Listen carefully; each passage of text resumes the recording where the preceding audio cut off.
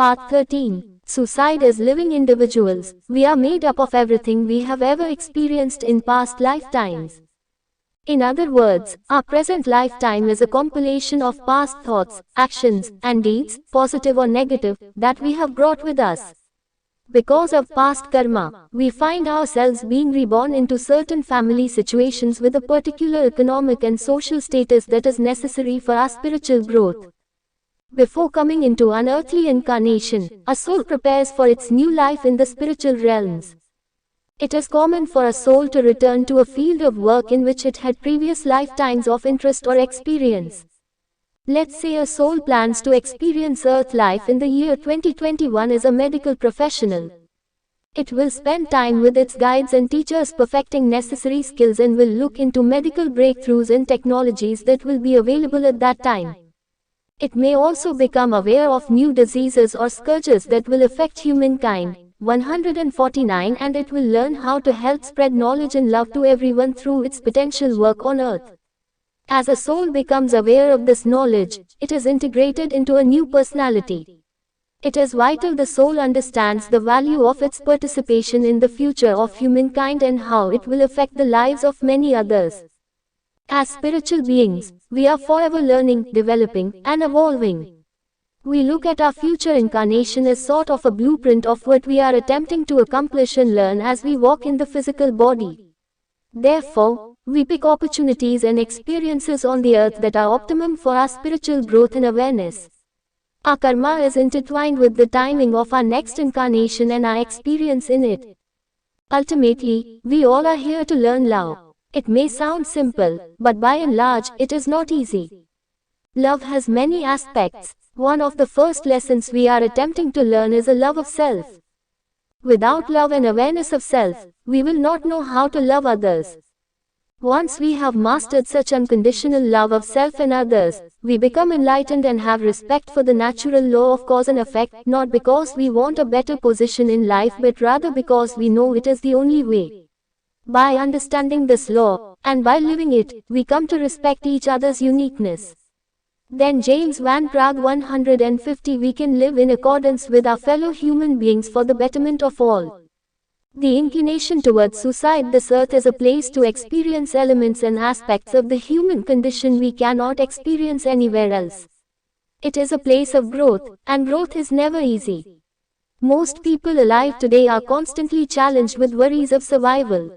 We are bombarded by financial, employment, emotional, or health concerns. Many times these worries are associated with feelings of self-destruction. We think, I can't get through this, or I would be better off dead. It is quite common for most people to feel suicidal at least once in their lives. However, this feeling comes and goes as situations change. The type of personality who is obsessed with the idea of self-destruction and makes several attempts to end his or her life usually belongs to one of the following categories. 1. A person with a controlling personality, and who feels out of control with his situation. 2. A person who has a very negative self-image.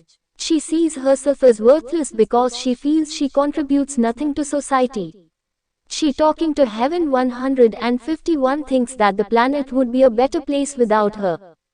3. Those who are terminally ill and don't want to go through the pain and suffering of dying. 4. Those who are mentally ill or have a biochemical imbalance. It is understandable that because of certain feelings, circumstances, and beliefs, one could find a perfect rationale for doing away with one's life. However, from a spiritual point of view, it is not right. We each have a destiny to which we are born. Our karmic destiny may last for only 1 month, or 35 years, or 80 years. Before we return to this earth, we fill ourselves with a strong desire for birth and physical experience, and we enter this world with a timing mechanism built into our psychic web. When life is cut short, our physical body ceases to exist, but we must understand that the magnetic ties we have to the earth are still active. These ties are severed only when we have completed our preordained time on the physical plane. For as it is written, every season has its time. When a person kills himself, one of the first things he realizes is that he is not dead. He has an overwhelming feeling of being very heavy because the earth ties are still part of his nature. In a James Van Praagh 152 way, we can say the soul is not totally free. The mortal personality dies, but not the immortal soul. The soul remains stuck between the physical world and the spiritual world, alive but unable to communicate with loved ones or anyone else. The soul feels guilt, pain, and anguish for a life cut short. He learns of his destiny and how beneficial and meaningful his life would have been if he had stayed alive. In the spiritual state, he becomes aware of why he had to go through the particular experiences that drove him to suicide. He also senses the grief and anger of those he left behind. The most unfortunate circumstance is that he finds himself in a limbo state. He is not able to go to the heaven worlds, nor is he able to return to the physical world. He is stuck in no man's land, with the constant memory of his horrific act. He sees his death over and over again, and it plays like a bad movie. He is trapped, and there is no way out of the theater. While some are conscious of what they have done, many suicide victims may not even be aware that they have passed over. On the whole, these souls automatically relive their final death over and over again. The suicide act becomes an endless loop, and it can be pretty gruesome. Eventually, the time comes when they realize that they are actually dead to the physical plane. Talking to Heaven 153. The spiritual view of suicide. Behind any act there is a powerful force known as motive. It is this motive that is the determining factor, not only for suicide but for every action in our lives. Through motive comes action, and we create actions based on motives. As I have stated many times, there is a natural law of cause and effect. In other words, action is a direct result of motive. In the case of terminally ill or elderly persons, some are sick and want to save their family's time, money, and heartache by committing suicide. These persons are unaware of the spiritual side of their actions. Perhaps before coming into the physical plane, family members set up certain conditions and situations in order to work out their group karma. Or they needed to experience being of service to the one who was ill. Furthermore, some argue that assisted suicide is best, it stops suffering and gives death some dignity. But who can play God? How do we know that a soul didn't choose to go through an experience of a fatal illness in order to burn away karma? If we cut short someone's natural time on earth, we never know whether something valuable could have been learned or whether such an experience was necessary to reach a new spiritual plateau. In any event, when suicide occurs, a soul will James Van Praagh 154 have to go through and learn the experience again, having to return in another lifetime with the same or similar ailment. The ailment may not be as extreme as it was in a previous life because part of it has already been lived out. Usually, a soul has to exhaust a disease so it can never be affected by it again. There are two exceptions to the wrongdoing of suicide. 1. If suicide is brought about by individuals who are mentally ill or have a biochemical imbalance. In such situations, these persons are not completely conscious of their decisions. When they pass over, they find themselves in sort of a ward, where they are helped to heal their mental conditions and their soul nature is restored to its proper state. 2. The second exception to suicide is a soul who comes back to the physical world before its proper time and is not mature enough to handle the lessons it thought it could. Even though a soul thinks it has certain strength, it arrives on earth and does not feel comfortable. Those with this shortcoming have often said prior to their death words to the effect, "I don't fit in," or "I don't think it's the right time for me." Talking to Heaven 155. Because it is the nature of a soul to grow and learn, we always bring into our lives specific situations to overcome or balance out. If we realize that while on earth it is normal to experience physical, mental, or emotional pain, and suicide does not take away any of it, I believe there would be fewer suicides. We need to educate ourselves, and especially our young people, about the wrongs of suicide and accentuate the responsibility of living life fully. How can the living help the dead? Many people have asked me, what should be done with the body of one who has committed suicide? The body is just a shell. Upon leaving the shell, the spirit feels no attachment to it whatsoever. It is like a worn-out piece of clothing. In the case of suicide or a tragic accident, it is important that the body be cremated. If a spirit is somewhat in an earthbound state, cremation destroys the body quickly, and the spirit will no longer feel any physical ties to it. It will be easier for the soul to become aware of its new situation. We must realize that this problem has no simple solution because the circumstances surrounding each suicide are different. But we can help those who have committed this terrible mistake. It is in James Van Praagh 156 important to understand that our thoughts are the only way to get through to such victims. First, we can send thoughts to individuals and tell them to stop wasting their energy by trying to get back into the physical world. They must realize that they have passed out of the physical body. Next, we can then send them thoughts of love, peace, and forgiveness. By sending these beautiful thoughts, tormented souls will be comforted, and they will become more aware of their situation. As I stated above, there are many different reasons behind an act of self-destruction, but the result is the same for all. To this day, I have not had one spirit come through and tell me it is happy with its decision, nor would it commit such an act again. Quite the contrary, all suicide victims share a sense of regret for the crime against their soul. I can say all of those who have come back have warned others not to repeat their mistakes.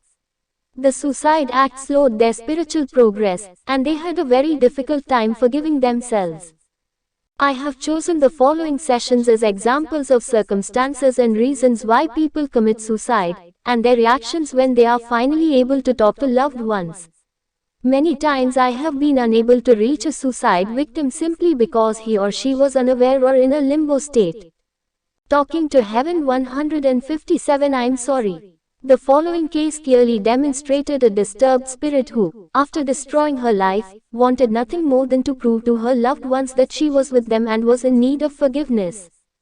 It also showed the confusion of those left behind. Halfway through the reading, the sitter broke down and begged the spirit for forgiveness because she felt responsible for her friend's act of suicide. I was about to perform a monthly demonstration in the Hollywood United Methodist Church. My living room, which was the usual place for my demonstrations, had grown too small to accommodate the crowd that was in attendance that night. My living room held 30 people, the church held 200. The sky was quite ominous that evening. I thought it would open up at any moment and flood the streets with pouring rain. I stood right at the altar looking toward the enormous crowd. The moment seemed so strange. I looked at the crowd, and then looked at my surroundings. I could not believe I was doing a séance in a church. I laughed to myself and thought, if my family priest could see me now. I began my meditation, and as I recited it, I heard the sound of raindrops hitting the roof. It was no simple rain shower. It was a downpour. A clamorous sound of thunder was heard, and a brilliant Van Praagh 158 blaze of lightning followed closely behind. The lightning lit up the stained glass windows. It was quite a spectacle. Spielberg could not have done better. I said to the congregation before me, well, if you weren't scared before, I bet you are now. As with all group meetings or demonstrations, I never know who will come through first. In this case, as in most, I began to hear the thoughts of a spiritual being. There is a woman here, and she keeps giving me the name of Susan. I immediately heard a woman cry out in the second pew on my left side. I looked at her and said, do you understand this? I'm not sure, she replied. I mean, I know someone with that name. I continued. She says to me, you know her mother. I was just speaking to her mother yesterday. We had words. The woman let out another shrill cry, as if she were going out of control.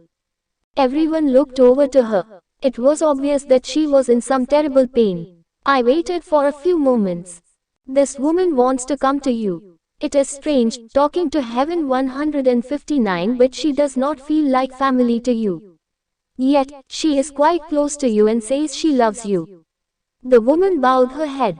I went on. She gives me the name of Kathy. Do you understand this? The woman wiped the tears from her eyes, and without looking up, the words trickled out of her mouth. That's her name. She is telling me you just started a new job, and she wants you to know she helped you get it. She also shows me two kitty cats, one with grey stripes, and the other white with black spots. She is referring to them as your kids. Yes, those are my cats, that's right. Does she see them in the house? She asked. Yes, she wants you to know she does. She talks about the bell they play with in the kitchen. I think this is tied to a doorknob. The woman nodded. She is showing me a house. Now this house seems different. It is a wooden house. I would say blonde wood. It looks like a mountain house. It has a wooden railing going around the outside porch. Do you know this house? Yes, it was ours. She tells me you had plans of rebuilding something or adding on something. This is funny, she keeps referring to the contractors as jerks. James Van Praagh 160. The woman spoke up. Yeah, we were redoing an outside wall near the porch and we couldn't get the right contractor. We kept getting screwed around by them. She is showing me a picture. The picture is in a heart-shaped frame. Do you understand this? Yes, it is the picture I have of Kathy. It is the only one I have of her. Please tell her that I am sorry. She knows you are sorry, but says it wasn't your fault. Do you understand this? No, it was my fault. It's because of me she's dead.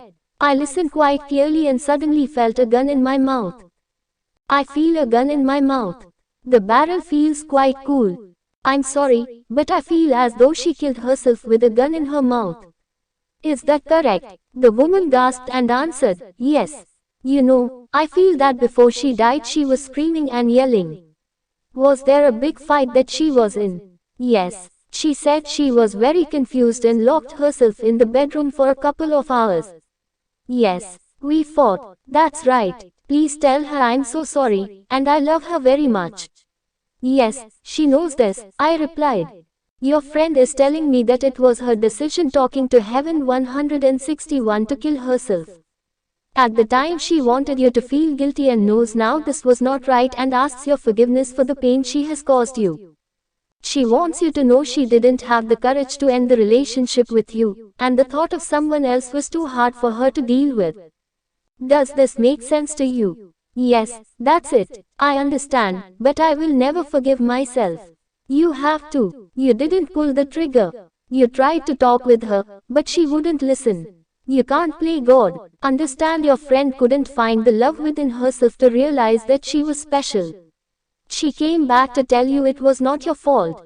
The woman seemed to hear what I was saying. The session went on for another couple of minutes until I went on to another message for someone else in the congregation.